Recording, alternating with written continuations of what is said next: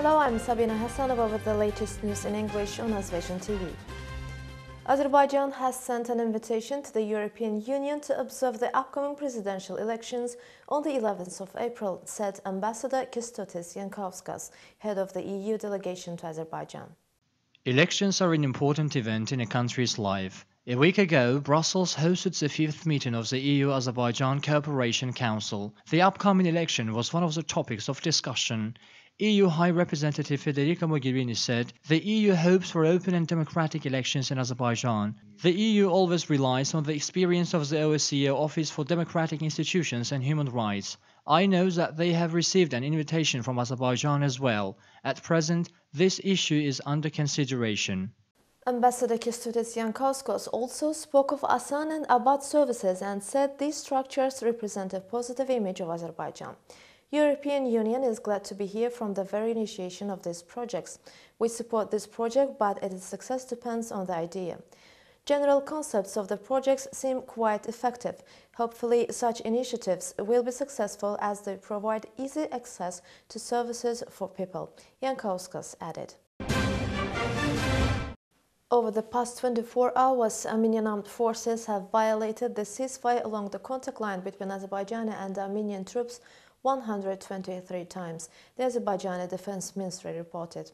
Spokesperson for Azerbaijani Foreign Minister Hikmet Hacıyev said Armenia displays true hypocrisy, speaking about peace under current conditions, while commenting on views about the Armenia-Azerbaijan Nagorno-Karabakh conflict in the annual Worldwide Threat Assessment report of the U.S. intelligence community.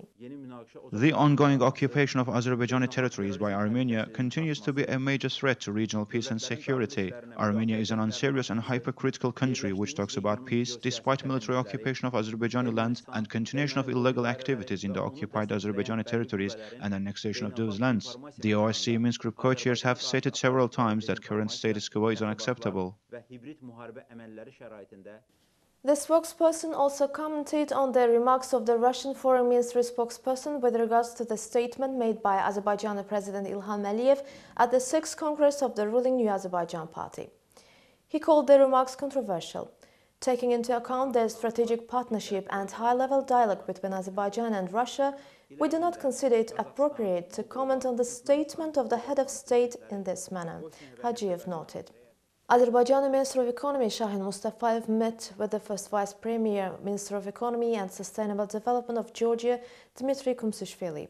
The sides discussed main directions of economic cooperation between the two countries and noted that despite significant trade turnover between the countries, there is great potential and that the countries should step up their economic relationship. Turkey and the United States have decided to establish mechanisms to normalize relations, Turkish Foreign Minister Mevlut Çavuşoğlu said on Friday after weeks of escalating anti-American rhetoric from Ankara.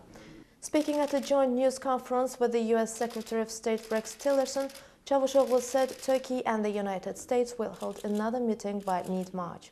Florida shooting suspect 19-year-old Nicholas Cruz is linked to a white supremacy group. The Anti-Defamation League, a 100-year-old organization which fights anti-Semitism and injustice, claims to have spoken to a group called the Republic of Florida. The leader of the group, Jordan Jereb, claims the man charged over Wednesday's high school killings was a member of the ROF and had taken part in training exercises before. We would like to remind that yesterday's shootings in Florida claimed 17 lives. The biggest underrated love story is the one we have with our pillows. Most of us would agree that waking up in the mornings is pain, especially if you are a freshman in the university.